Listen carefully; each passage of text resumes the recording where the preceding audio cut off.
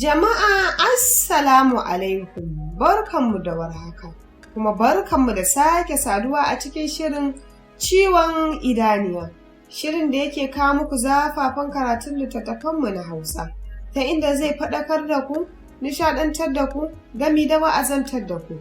Masu sauraro sunana Shukura. A wannan lokaci da muke ciki, muna ɗauke da ƙayataccen littafin nan mai suna Mijin Haneefa, wanda yake zuwa muku a duk ranar Laraba, wallafar Sami. Sunana Shukura, wacce ni ce zan ja akalin shirin a halin yanzu.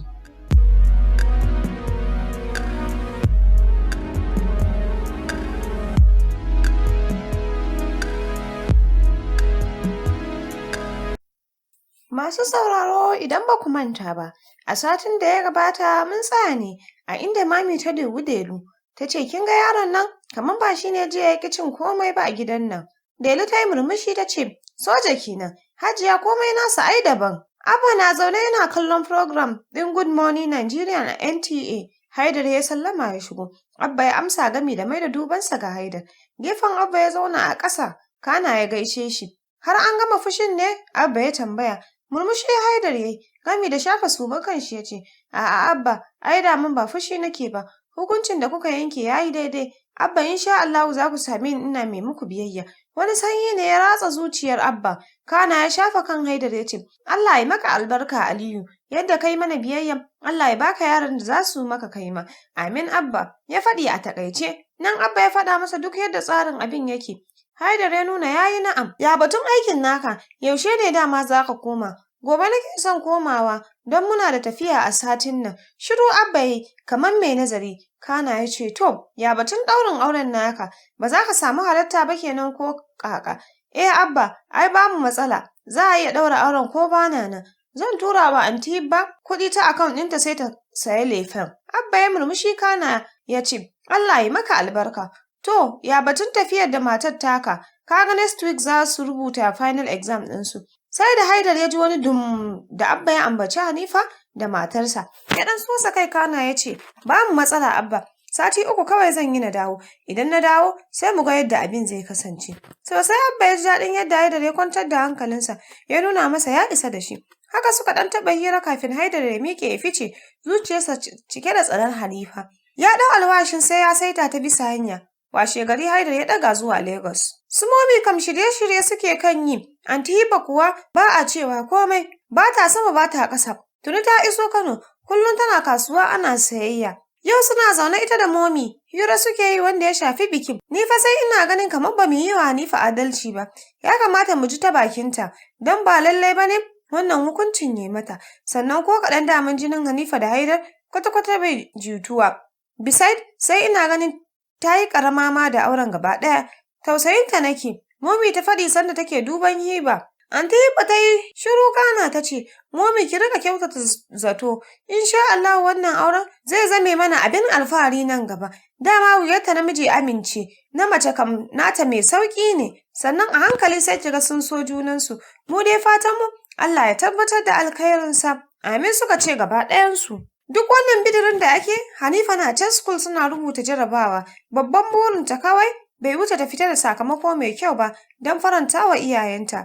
Friday 5 June ya yi daidai da ranar da aka ɗaura auren Haneefa da Aliyu Haidar a babban masallacin Central Mosque bayan sakowa daga masallacin Juma'a. Hakan kuma ya yi daidai da ranar su ta ƙarshe na rubuta jarabawa kammala secondary. Mami kam ta sha kuka wanda ta rasa kukan na farin ciki ne ko akasin haka. Tun kafin su iso gida take murna yau za ta ga mominta. Duk ta ishe su a mota, banda zumuɗi ba ta komai. Sumi ta yi gyaran murya ta ce, Hani, are you sure biyu ke kike so? Ni kam gaskiya I prefer Ahmadu Bello, shine first choice ɗina. Wa, ni fa kin san ba zan kuma yin nisa da momi ba. From now on, nothing will tear us apart. We will always be together. Shema da ke ta duba slum book ɗinta, sai lokacin ta yi magana. Lallai ma kid sister, and does that mean zaki zauna da mommy for the rest of your life? What about if you get married? Are you going to live together with her and the husband? Gajeren tsaki Haneefa ta yi, kana ta ce, come on sister Shema, there you go again. Da zarar an yi magana, sai ki kawo magana aure wa mutum. And who told you ni aure nake son yi? Mana, she is right baby, sister ta faɗi. Ya tsina fuska Haneefa ta yi sannan ta ce, whatever. Tarba na musamman Momi ta yi wa girls ɗin nata. Murna a wajen su ranar ba a bayani. Inna kan baki ya kasa rufuwa. Ranar gaba ɗaya jikokin nata sun girma, sun zama 'yan mata sosai. Suna can sashen Inna suna zuba surutu. Abba ya dawo. Wai, zo ka ga murna wajen girls ɗin Mami. Haka suka je suka rinka zuba masa shagwaba da suka saba. Shi kuwa sai biye musu yake yi. Dama ya yi misin hakan. Mami kam gaba ɗaya ba ta da walwala, wani mugun tausayin Haneefa take ji. Walima mai ji da lafiya Abba da Mami suka shirya musu, Omo, come on see party ladies, abin sai wanda ya gani. Babu yadda Abba bai yi a sanar da Haneefa magana aurenta ba, amma fir Mami ta ƙi. Haka ta yi ta roƙon Abba ya dakata tukunna, a cewarta ya ɗan ƙara lokaci ba ta gama shiryawa ba. 2 weeks later, kwanakin nan duk haka Mami ta yi su cikin zulumi. Ko kaɗan kam Haneefa bata kawo komai ba. Su Shema kuwa suna son gano wani abu don ranar sun ji Inna da Mami suna magana kaman kuma akan Haneefa ne. Inna tana cewa gwara a sanar da yarinya tana da aure yanzu. Momi kuwa na roƙon Inna a ɗan ƙara mata lokaci don ba ta son Haneefa ta san cewa ba ita ce ta haife ta ba. To tambaya anan shine su waye iyayen Haneefa sannan auren aka yi mata? To idan kuwa haka ne shin wane ne mijin Haneefa? Wannan tambayar shine ya tsaya a ransu. Mami da Anti Hibba zaune can ƙuryar ɗakin. Mami ta yi jigum abin duniya duk ya ishe ta. Anti Hibba ta riƙe hannun Mami ta ce, please Mami ki bari a faɗa wa Haneefa kafin Haidar ya iso gari. Girgiza kai Mami ta so mai yawaye na fin kuncinta ta ce, no Hibba, no, ban yi shirin ganin irin wannan ranar ba. Ban shirya cewa Haneefa I'm not her biological mother ba. She is my daughter, she is my child. Kuka sosai kubce mata. Anti ba ta share ƙwallon da ya zubo mata sannan ta ce, you will always be her mother, Mommy. You are her mother. Please let end of this. Beyond, sooner or later, she will learn the truth. Sannan akwai auren Haidar a kanta, so dole a sanar da ita. Daidai nan suka buɗe ƙofar suka shigo su uku, Shema, Sadiya da kuma Sumayya. Kallon suka shiga yi wa Anti Hibba da Momi. Tabbas sun ji komai, take idanuwansu ya ciko da ƙwalla. Shema ce ta yi ƙarfin halin cewa, Momi, wace ce Haneefa? Sannan yaya Haidar shi ne mijin Haneefa? Anti Hibba ta miƙe ta riƙo hannayensu, kana ta tura ƙofar ɗakin ta rufe. Zaunar da su ta yi bisa kafet gaba ɗaya suna fuskantar Mami da Anti Hibba.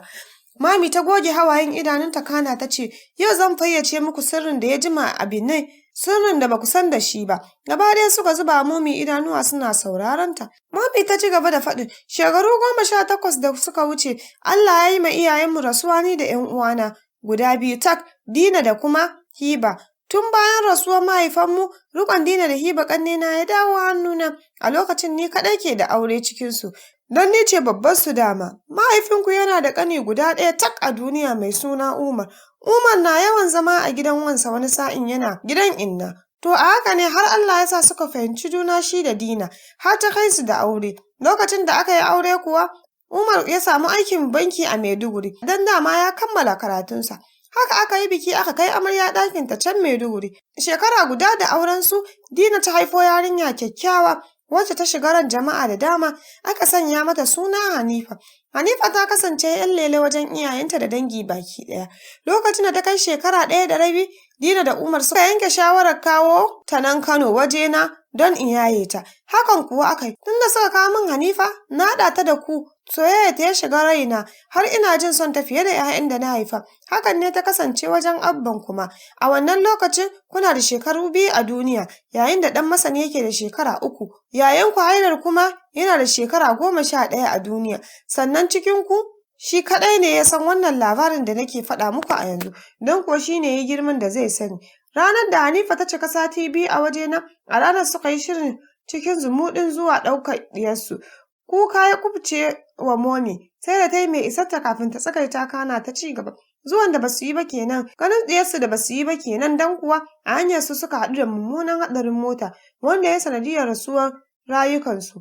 Kuka ya kuma kubce wa Momi, yayin da Anti Hibba da su Shema suke taya ta. Tun daga wannan lokacin muka yi alƙawarin riƙe Haneefa tamkar mu muka haife ta.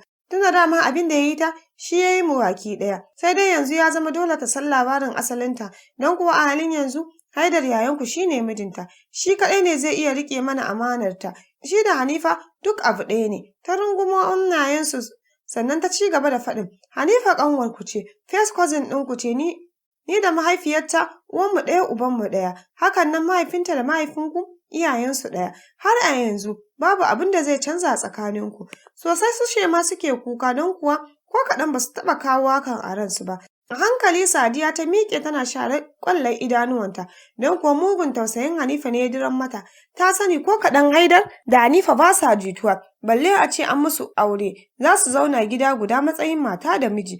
Tana buɗe ƙofa ta yi tozalin da Haneefa, wacce ta durƙushe a wajen tana kuka mara sauti, alamun ta ji komai. Da sauri su Shema suka ƙaraso ba su iya cewa komai ba, sai rungume ta da suka yi suna kuka mai tsuma rai. Anti Hibba da Momi ma kuka suke, kusan mintuna babu wanda ya iya bawa ɗan uwansa haƙuri game da kukan da suke yi. A hankali ta goge hawayen idanuwanta, ta ƙarasa kan kafet yadda Momi ke zaune. Zama ta yi kan gwiwanta ta riƙo hannun Momi gam cikin hannunta. Momi kam ƙasa da idanu ta yi, don ita sai ma kallon gefe da take yi. A hankali ta soma furta, Momi na, don Allah ki kalle ni Momi na, ki ce min ke ce Momi na, kin ji Momi, I love you Momi. Gaba ɗaya kuka ya kubce ma Haneefa, rungume Momi ta tana kuka mai tsuma rai. Momi ma kuka take yi, da ƙyar Momi ta iya saita kanta kana ta soma faɗi, we are sorry daughter, ki yafe mana ni da abbanki, na ɓoye miki wannan sirrin har na tsawon lokaci. It was never our intention to hurt you. We did this because we do love you there. An magana aurenki da Haidar, idan baki so dole a warware shi, kin ji sweetheart. Girgiza kai Haneefa ta so mai kana ta sa tafin hannuwanta ta rufe bakin Momi sannan ta ce, Momi, dan Allah ki daina bani haƙuri, ni kun gama min komai ke da abba. Ba da abin da zan saka muku da shi nan gidan duniya sai addu'a. Momi ban taɓa kukan maraici ba, asali ma ban santa ba. Kun nuna min so fiye da 'ya'yan da kuka haifa. Kun riƙe ni bisa gaskiya da amana. Allah Ubangiji ya saka muku da mafificin alkhairi. Ta ɗan ja fasali kana ta ci gaba da faɗin. Aure na da yaya Haidar kuma sai ta ɗan yi shiru kana ta ce, Momi ku kuka fi cancanta ku zaɓa min miji na gari. Allah ya sa hakan shi ya fi mana alkhairi. Kuka take yi sanda ta kifa kanta bisa cinyan Momi. Allah ya miki albarka dota. Allah ya baki zaman lafiya mai ɗorewa a gidan aurenki. Allah ke ma ya baki yaran da za su yi miki biyayya yadda kika mana. Mami ta faɗi sanda murmushi farin ciki ya maye mai fuskarta. Can ɗakin inna ta tafi, ta kwanta, tunanin rayuwar da ke shirin tunkarar ta take yi. Yaya Haidar ya tsane ta fiye da komai a duniya, ita ma ta tsane sa. Ba ta ƙauna ko da ganinsa ne, amma ya ta iya, ba za ta iya watsa wasu abba ƙasa a ido ba. Mutanen da suka zame mata sutura a rayuwa. Tana haka, 'yan uku suka turo ƙofar ɗakin. Take ta rufe idanuwanta kamar mai bacci. Gaba ɗaya tausayin Haneefa suke ji sosai, don haka suka fice suka bata ta yi bacci. Suna fita wani sabon kuka ya kubce mata. Shikenan yanzu za ta rabu da 'yan uwanta da suke tare ko da yaushe, dare da rana, safe da yamma. Ta goge hawayen idanunta sanda inna ta yi sallama ta shigo. Abinci ne a plate, inna ta shiga lallaɓa ta ci. Fir Haneefa ta kasa cin abinci, inna ta yi, haka Anti Hibba ma duk ta ƙi sai da Momi ta zo da kanta sannan ta samu ta saka wani abu a cikinta. Washe gari Haidar ya iso garin, bayan Abba ya masa tuni akan maganarsu. Shi kan gaba ɗaya ya mance da wani auren Haneefa a kansa. Abu ɗaya yake tunawa ya yi murmushi shine zai koya wa Haneefa hankali, zai saita ta yadda ba za ta kuma koda kallon banza bane wa mutane, balle har ta kai ga musu rashin kunya. Jere na gani na faɗa Abba ya yi ma Haneefa a gidanta na Kano. Babu yadda su Shema ba su yi ba akan Haneefa a ɗanyi ko da walima ce, amma fir ta ƙi, gaba ɗaya ba isasshen lafiya nema da ita ba. Tunda Haidar ya iso gari, tir ta ƙi haida su haɗu. Yau tana zaune bayan Anti Hibba ta tilasta mata shan fefesu, haka ta sha kaɗan duk jinta take ba ta da appetite. Yayi sallama ya shigo. Take gaban Haneefa ya shiga dukan tara. Anti Hibba ce ta iya amsa sallamar, kana Haidar ya shigo yana sanye da jamfa blue da hular zannabuka, sai kamshin turare ke tashi a jikinsa. Wow, wannan wani irin ango ne da ba zai bari a kai masa amarya ba, sai ya zo ya dami mutane, cewar Anti Hibba tana wasa. Murmushi Haidar yayi, hannunsa da a kirji, kana ya saci kallon Haneefa da gaba ɗaya ta kasa daga kanta, sai faman bin plate ɗin hannunta take da kallo. Anti Hibba ta miƙe ta ce, to maza ka sa ta ci tunda ka shigo. Sai sannan Haneefa ta ɗago kanta tana duban shi, amma me? Wani mugun faɗuwar gaba ta ji, ta yi saurin sunkuyar da kanta. Daga haka Anti Hibba kam ta fice abinta. Haneefa kam kiris ya rage numfashinta bai ɗauke ba don tsoro. Haidar ya yi taku kaɗan ya ƙaruso gabanta. Kallonta yake don rabon shi da ganinta ya kai 2 years. Kwanto da kan shi daidai saitin kunnenta take ta soma ja da baya don kuwa bari jikinta ya soma yi. Iya murmushin cin nasara kana ya ce, ina za ki je, ko kin mance mijinki ne a gabanki, abin da ya faɗa kenan cikin dakewa. Bata fasa matsawa ba sai ta isa ƙuryar gado, ƙafa ya sa ya take ƙafafunta wanda ya hana ta ƙarasawa ƙarshen gadon. Duk da zafin da take ji, hakan bai sa ta ce uffan ba, sai hawaye da ke ƙoƙarin ciko idanuwanta. Hannu ya sa ya cire hijab ɗin da ke jikinta, tage ta shiga riƙe hijab tana faɗin, don Allah ya Haidar ka yi haƙuri. Shh, ya ɗora hannu a bakin shi alamun ta yi shiru, ya ƙarasa cire hijab ɗin. Ita kama Haneefa runtse idanunta ta yi, ga ƙirjinta da ke barazanar tarwatsewa. ‘Yar ƙaramar riga ce a jikinta wanda ya nuna komai na jikinta. Take ya ji ba zai iya jure kallonta a haka ba, don kuwa wani irin ya ji jikin gaba ɗaya ilahirin jikinsa.